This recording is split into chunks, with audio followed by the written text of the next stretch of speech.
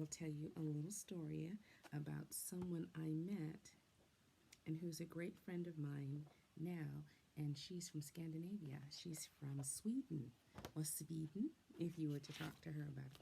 Her name is Anita. And I will find a good picture that I want to color, because you know when you buy a coloring book or you make you don't have to start with the first page and color your way another place. It's not like like my storybook. You can just go along until you find something that appeals to you. I have to admit, I kind of like this one here with the forest, and oh, those fish look good too. But oh, and a cuckoo clock. Ooh, I have a cuckoo. Well, I am a cuckoo. Anyway, so I'm gonna look through these and find one, and then I'll tell you about my friend Anita and how I met her. If you didn't know before, I was a fourth grade school teacher, and one of the things I like to teach about was history or social studies. And one of the times in history, America wasn't connected. In other words, the East Coast and the West Coast were filled with land, but they were not all connected together. So Lewis and Clark, which were two explorers, decided that they were going to make the distance from the East Coast to the West Coast, because they thought that there was a river that connected the east part of the country to the west part of the country. So if you sailed in from the Atlantic, they thought there was some river that would take you from the Atlantic over to the Pacific. So they went on a exploration, and that was a time when a lot of the people in the country were Native Americans, and there's a lot of open spaces, and it was not necessarily safe or easy. All right, and they took along with them a huge dog, and this wonderful lady, and I will include her somewhere around here, wrote this book about Seaman the dog. And he was a Newfoundland dog. And Newfoundlands are huge. The Native Americans used to call them a bear dog because that's how big they are. And they took along one, and his name was Seaman. And he traveled along with them the entire time. And I thought it was a great book for kids to read, my students to read, while they were studying about the expansion of the United States. So I like this one. I think I'm going to go back to this one here. I think I'm going to do that one.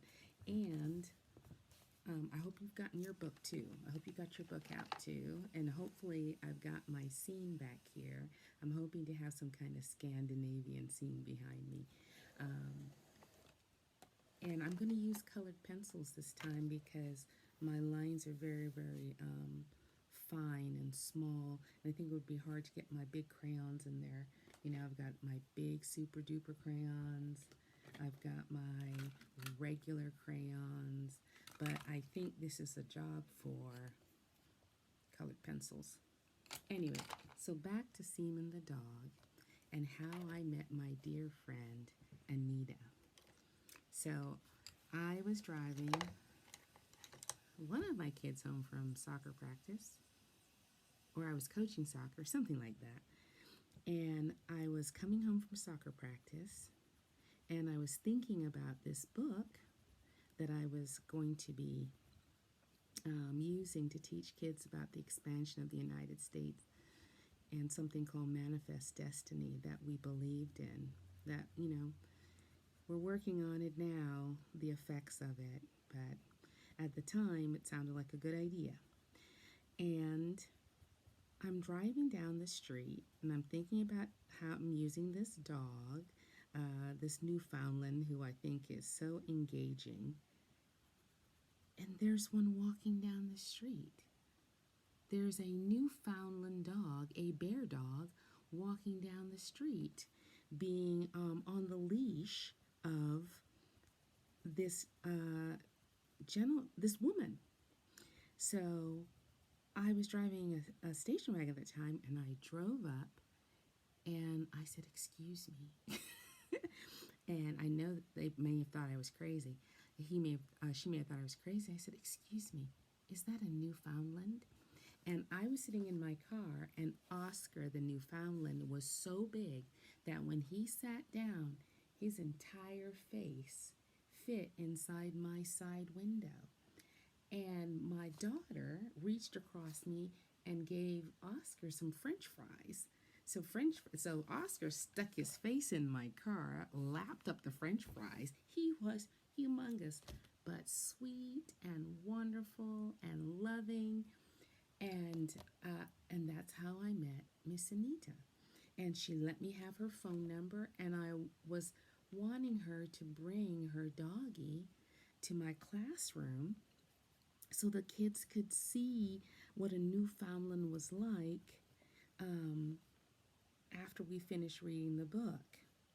And so she gave me her number, and then I eventually talked to her husband, Jack Witt, and he brought Oscar to school one day, and I will show you pictures of that encounter. And it was a magical day because my principal, who was wonderful, let us bring the doggie in, and he was like a world champion dog. He was beautiful and loving and sweet, and that is how I met my dear friend Miss Anita and my dear friend Jack, who since has passed away, and we're friends to this day. I talked to her a couple days ago, and she's from Sweden, and so Scandinavian. So when you go visit her house, she's got a lot of blue and white. It's beautiful, you know. It's very different from how my house is because I have Jamaican influences, and her house has Scandinavian influences, just like you see me coloring right here. So it's funny how you meet people and how they can be friends to this day. And my daughter ended up being super close to them, and she was a little girl at the time, or a young lady, and they became such good friends, and we enjoyed them, and we would go to their house, and they would cook these magnificent meals, and friends to them with them to this day. And Miss Anita has come to visit me in Jamaica 2 years ago, because here's what's unusual.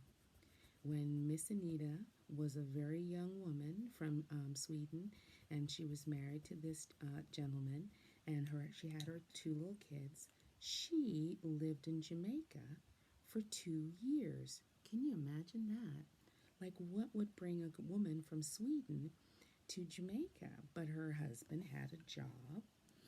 I'm not exactly sure what he did, but he brought her and his two kids, and so they grew up for 2 years in Jamaica, and she always loved it and always wanted to come back.